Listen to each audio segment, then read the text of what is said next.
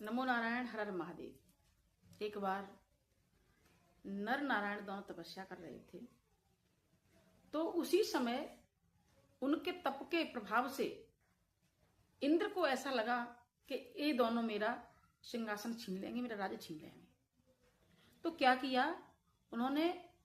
16,100 अप्सराओं को नर नारायण की तपस्या को विघ्न डालने के लिए भेजा। जैसे ही नर नारायण ने देखा कि 16,100 अप्सराएं खड़ी हैं हमारी तपस्या को भंग करने के लिए, तो उन्होंने भी 16,100 जो अप्सरा थी प्रकट की और उन अप्सराओं से कहा कि इन अप्सराओं को ले जाओ और अपने इंद्र को हमारी तरफ से भेंट कर दो। यह सुन करके, उनके तप को देख करके, उनके बल को देख करके, उनके ओजस्वी वाणी को सुन करके जो इंद्र की भेजी हुई अप्सरा थी, उनके मन में विचार आया, स्वामी हम तो आपकी दासी बनना चाहते हैं। जो इन अप्सराओं को आपने प्रकट किया है उनको ही इंद्र के पास भेजो।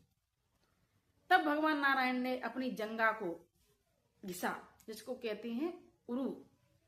जैसे ही जंगा को घिसा तो एक अत्यंत सुंदर अप्सरा वहां प्रकट हुई और उसका नाम रखा उर्वशी, और कहा कि जाओ, तुम सबसे सुंदर यह कन्या है, इस कन्या को ले जा करके उसको इंद्र को दे देना, इस सबसे सुंदर अप्सरा है।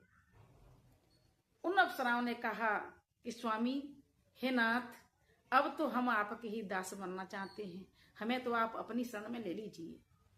तब नर नारायण ने कहा कि देखो देवियों, हम द्वापर युग में कृष्ण और अर्जुन के रूप में हम लोग अवतार लेकर के आएंगे, तब मैं आपका एक साथ पाण ग्रहण संस्कार करूंगा। तो वही 16,100 रानियां जो थी भगवान कृष्ण की, उनको एक साथ उन्होंने विवाह किया है।